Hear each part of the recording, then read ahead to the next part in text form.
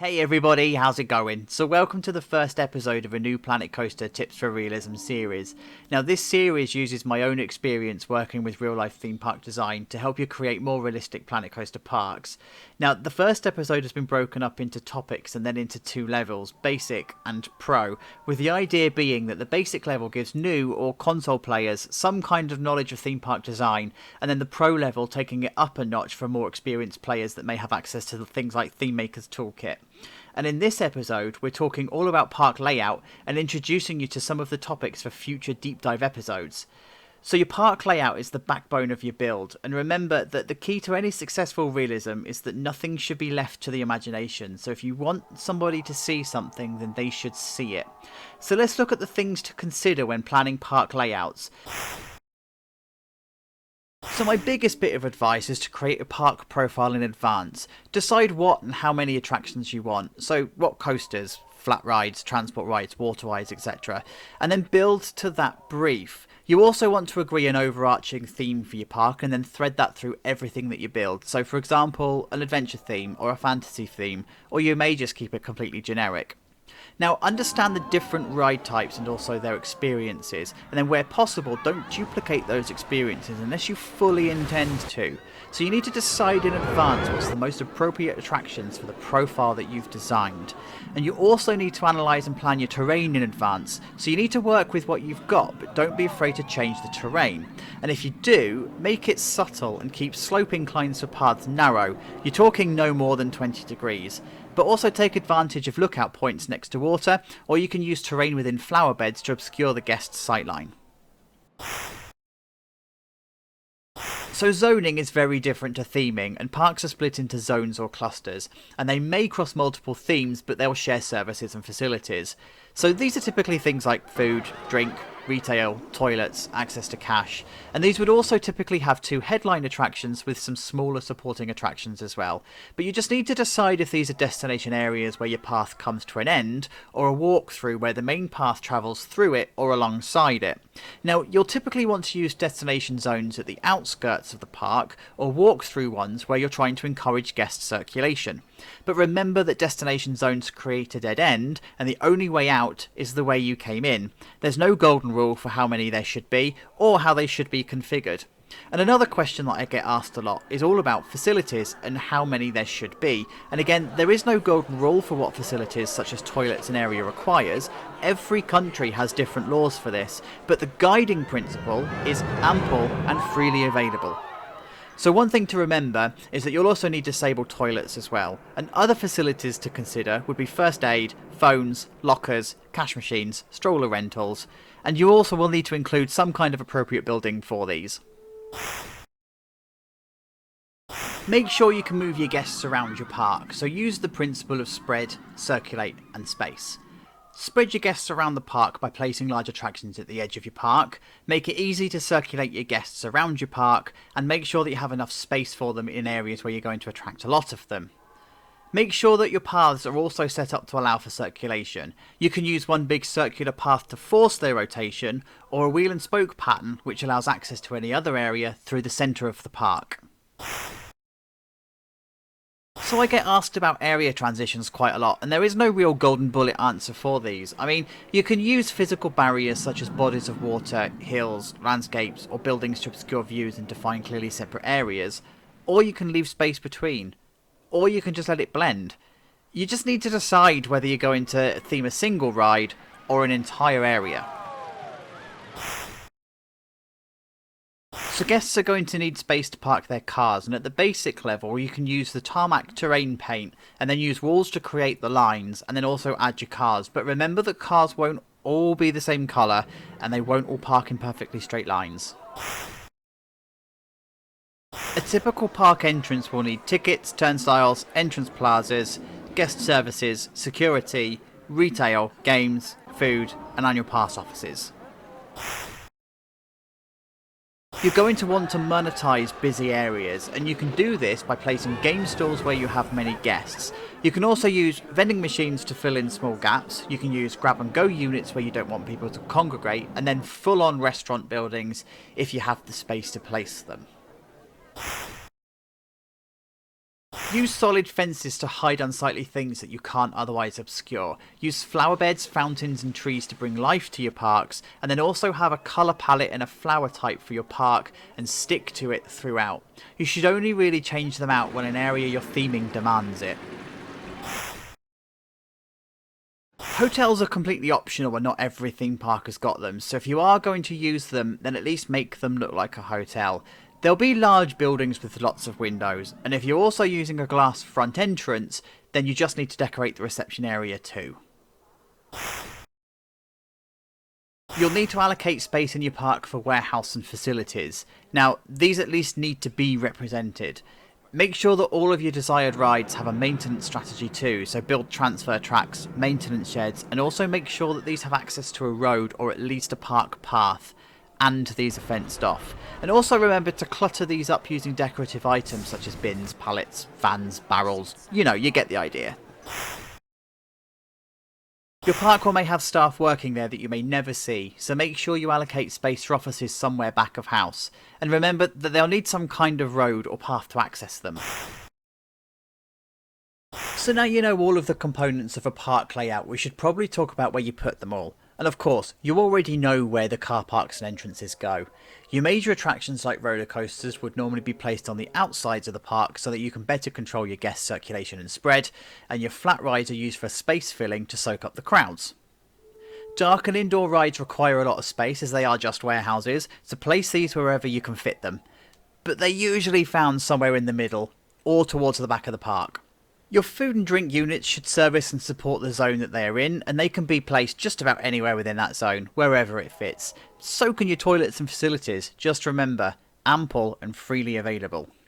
Your hotel can also be anywhere. Some parks have them inside the park boundary, and some have them on the outside. There's also usually a hotel guest only entrance too. Your service and admin buildings tend to be tucked away out of sight on the outskirts of the park, with a road servicing them, but sometimes they are placed wherever you just have space, like behind a building or a ride. Then your path should create a circle or spoken wheel pattern. You can use decorations to fill in the gaps, but also think about monetizing any commercial dead spots between attractions with games and stalls and gift shops. And don't forget major rides. Exit via the gift shop. So those are the tips for the basic level, but now let's crank it up a notch and look at the pro tips in a different park.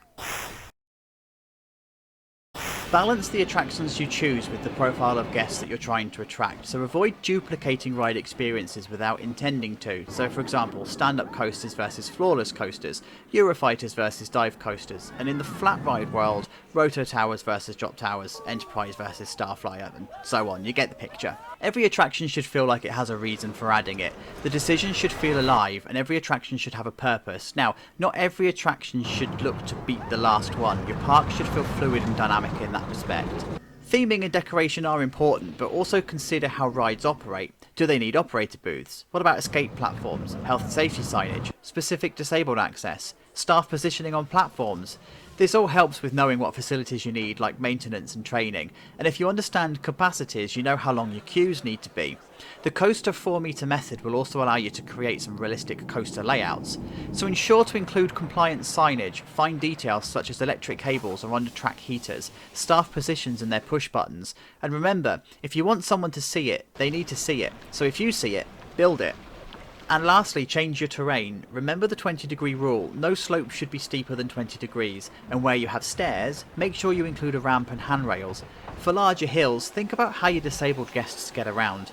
Hint, they'll probably use transport rides. Use the terrain paint to vary how it all looks, and to think about where grass would grow and where it would struggle, where colour flowers would be and where they're not, and then also where rocks may be and whether they were placed there naturally or placed by design. Even flat land is not flat, so make sure you make very subtle changes. So your zones should be connected to your maintenance or service roads somehow, either by an actual road or via the park's paths. Add functions to zones such as maps, queue time boards, etc. Think about interconnectivity like transport rides, disabled access, emergency procedures. Zones should be self-reliant hubs that can share staff resources, retail opportunities, and should be destinations in their own right, but also allow guests to have the space to circulate within them as well, even if they are dead-end destination zones. Facilities should be appropriately sized for the footfall of the area. Now, you may only use one in-game toilet, but the size of the building should be reflected in real life. So typically a toilet cubicle is up to 2 meters wide, so if you did want to have 10, then you need to allow 20 meters in-game. And next, locker buildings should be the correct size for the number of lockers that you claim to be in there, so a 4-meter square will not hold 100 lockers. And if you do want to be truly accurate, then fully detail these out too. And lastly, don't forget CCTV. They should be in place inside buildings and on catwalks and on lift hills, but probably not in your toilets. Think of how guests travel to different areas of the park and what routes they use. Do transport rides factor into this? What happens in an emergency? Where do guests go if a ride breaks down? What do you have in the area that actually attracts the guests? How close are the vital facilities to them? Consider emergency situations, but make sure your park is fluid with no pinch points. If you struggle to transition your themed areas, then you can blend themes that share the same building material palette. So for example, Tudor England and a certain pirate building share the same white stucco and black wood. And then pirate and a beach theme share foliage, driftwood and water. The beach theme can then be shared with adventure through certain wildlife and terrain. Adventure can be shared with mines, mines with spooky, and so on. Just don't create a hard border where everything in your theme suddenly stops, because this creates a really awkward void for you to fill. Now, large parks will use the overarching park theme as the link between themed areas. So, for example, the consistent style of queue-line fencing, colour palettes and building architecture. They should all have the same base to it, but the materials wrapping around it also change. Now, real-life examples of this are Alton Towers with Gothic, Thorpe Park with island and coastal style theming. Gardaland has Desert Adventure, Hyder Park has Bavarian, and of course we all know what Legoland is. And even the generic themed parks like Cedar Point and Canada's Wonderland have an overarching theme, even if they sometimes have individual themed areas. Kit out your car parks with coach parking, VIP, public transport, drop-offs, and start to think about traffic management. Map out your traffic flows and solve bottlenecks that you may have. Work out your capacity of your park and make sure that your car park is the correct size. So the general rule is for every 2 guests, expect 1 car, and for every 100 guests, expect 1 coach. Now you should find that your car park will end up being about half the total area of your entire park.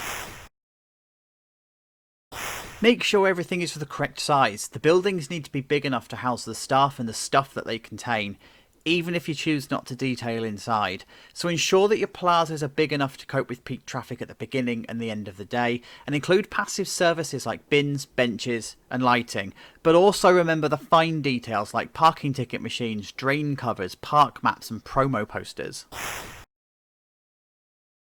Make sure your food, retail and games units are all the correct size. You'll need to allocate space for staff rooms, kitchens and offices, even if you're not going to kit these out and detail them. But experiment with restaurant interiors. In general, you'll need to allow an average of 1 to 1.5 meters squared per person, so think that a 4x4 meter space would comfortably hold about 16 people. But this does get a little looser the bigger the space is.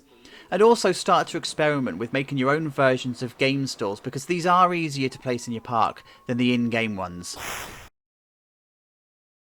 Start to build from life and copy how things are done. Watch some time-lapse videos of buildings being built and the order in which they're put together. Foundations, services, walls, detail, roof, and then build your things in the same order. You'll probably start using Theme Maker's Toolkit items, and you may start creating entire buildings with them. That's fine. Beams are your best friend because they're so versatile. Becoming familiar with another creator's Theme Maker's Toolkit items will boost your parks, because these artists can create things that you just can't with in-game pieces. Make sure that your hotel is the correct size and account for everything that it needs, so rooms, housekeeping, reception, social spaces, gardens, maintenance. An average but well equipped room is around 64 meters squared, so that's 8 by 8 meters, and a corridor is between 2 and 4 meters wide. And the hotels are typically on multiple floors, so if you do want to take it to the next level, decorate every room and every area in the hotel, even if it's not playable in game. Include back-of-house facilities that are needed in your park, so things like garbage and recycling centres, ride maintenance, groundskeeping, service roads, water treatment, electricity substations and so on. Your rides will also need attention too, so start to kit out your maintenance sheds. Your transfer tracks should be the correct size and the correct length, and sheds should accommodate all of your trains. Fine details on the transfer track really helps bring these things to life, so you may find that building from real life will help you here. Make the offices the correct size for your teams. Space requirements do vary, but 2 meters squared per desk is a rough guide. Now, if you do want to take it to the extreme, identify every single person that would work in the office and add up the total space that they would occupy, and then build around that. Consider multiple floors or multiple buildings, but make sure you include canteen type facilities too. So this is a new one. Make sure you use correct fencing between rides and open areas. Ensure that a secure area is just that. Think about what happens if a guest is too close to a ride. Assess the risk of injuries and incidents and use fences or restricted areas to reduce that risk. And also fence off other risks such as sudden terrain changes, water bodies, restricted areas, maintenance, etc. Make sure that you use the correct compliance signs of the correct colours, of the correct wording, of the correct size, and the locations for your own country. And fences should be the correct height and also the correct type. And lastly, start to consider how your park fits into the wider world and create references to it from within the park, so signs like exit or to a destination. There is a world outside your park and your park belongs inside it. Connect your park to a main road. Include some surrounding things like a town or a farm or countryside or houses, whatever. Your park should feel part of a bigger world rather than being isolated. So that brings us to the end of the first top tips video, and of course each one of these topics is worthy of their own deep dive video, so if you're not already, please make sure you are subscribed because then you'll know when they are released. Thank you so much for watching, and as always, take care of yourselves, please keep safe, and until next time, bye bye.